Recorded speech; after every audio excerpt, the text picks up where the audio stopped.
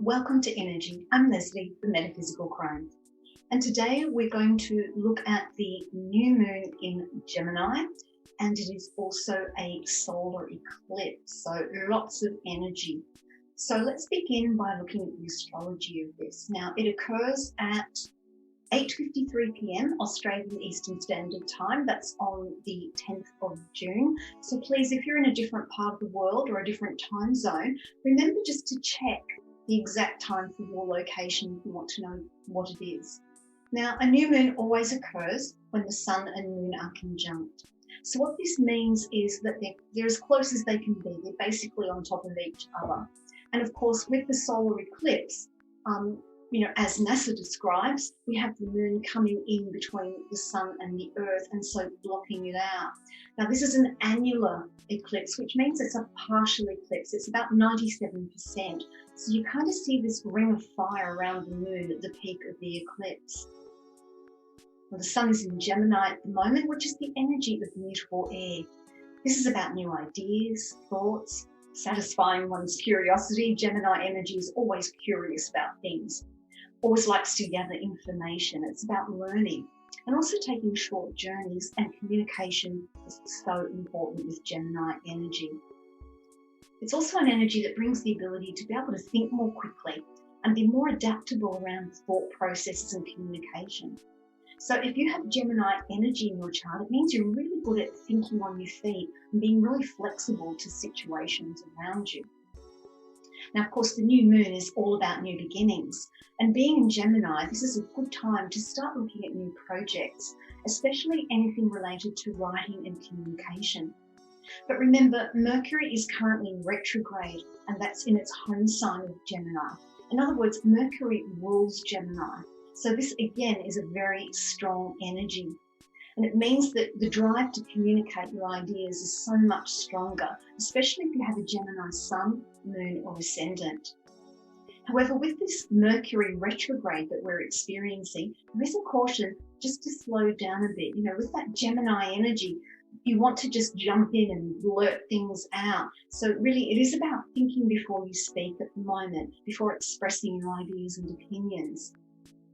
Now, because we have Venus in Cancer and it's squaring the moon in Aries, this is also more about communication with family and loved ones. So communication can be somewhat emotional, can be somewhat rash, combustible, especially with the cardinal fire of Aries at the moment.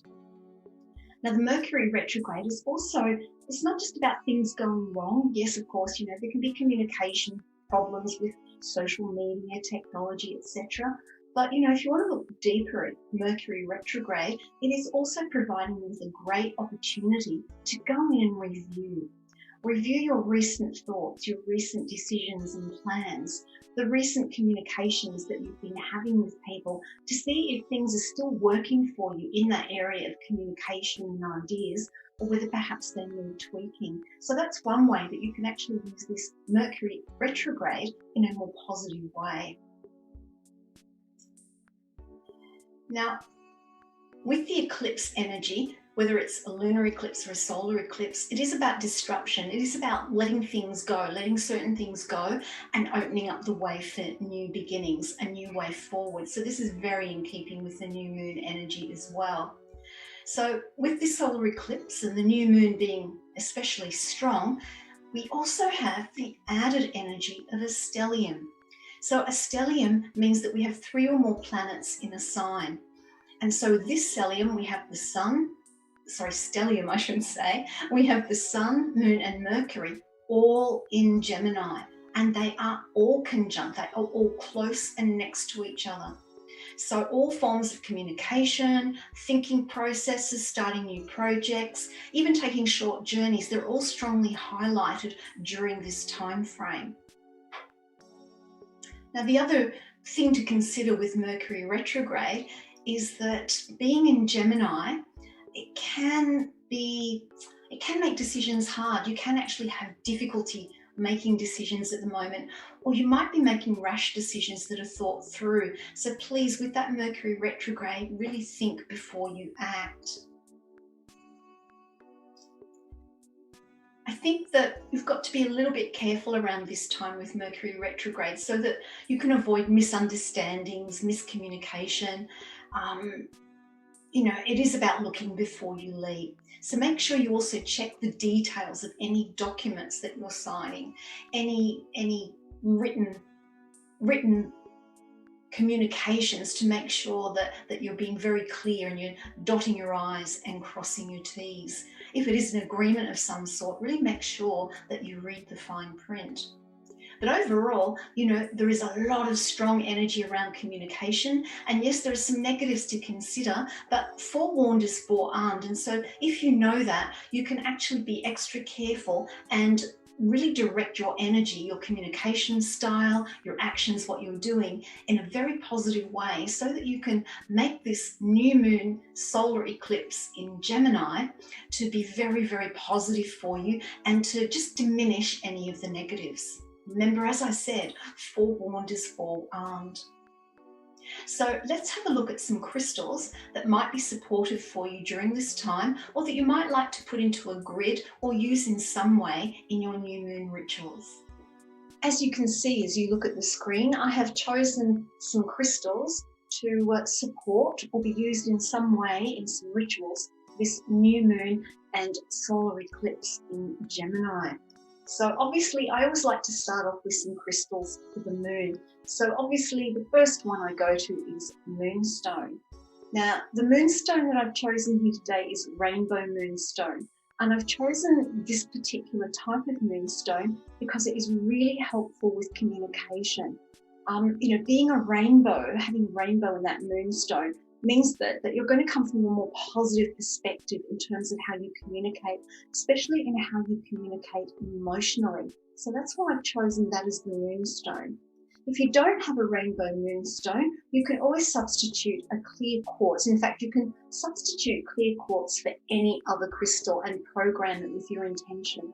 So because it's the moon, I've chosen a beautiful clear quartz sphere representing the new moon energy. Now, because we have a solar eclipse, I've also chosen sunstone to represent the energy of the sun, to bring up that energy.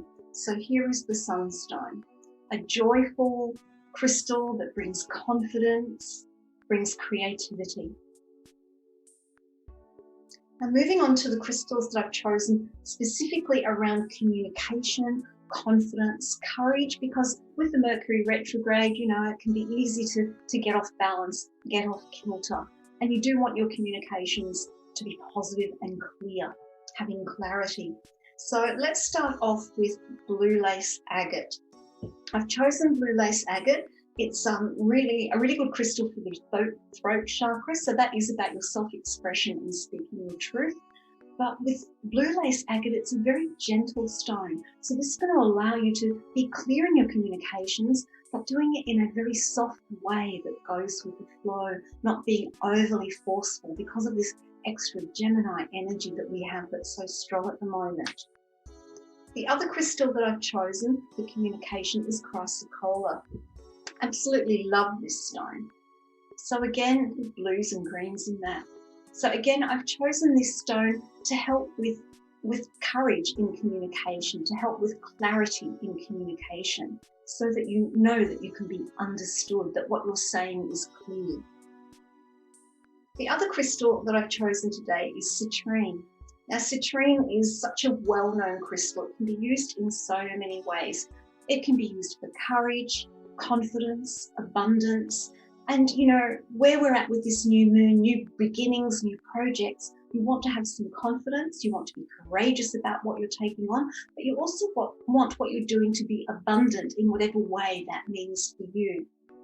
The other citrine that I particularly love to use, I use this in my healing work, is this beautiful golden citrine. It is natural and has the most beautiful energy. I just really wanted to share that one with you. And the final crystal that I've chosen for confidence and courage is orange carnelian. Now this is related to the sacral chakra. So the sacral chakra is about your creativity as well as your confidence. It's about bringing forth your creativity. And so whenever you're starting a new project, you want to bring that creativity to bear.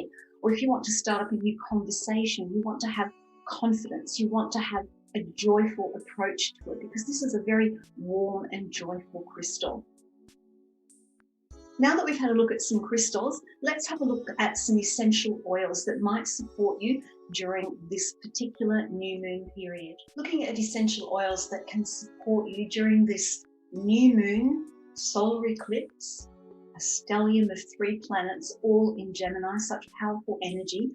I'm going to be looking at 4 different oils. So I'll go through them individually and then I'll show you how I create a blend that I'm actually going to be using for this new moon. So the first oil that I've chosen is lemon.